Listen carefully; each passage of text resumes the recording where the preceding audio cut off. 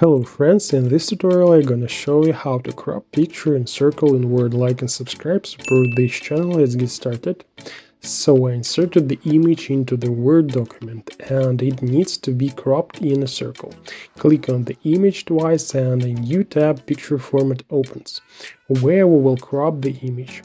Click the arrow under the crop button in the size section and then select crop to shape. As you can see, there are a lot of shapes here that can you crop the picture with, but we need either an oval or a circle.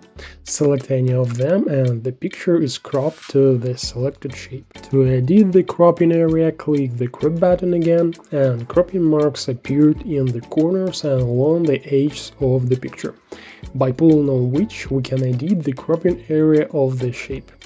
Decrease, increase, change the shape.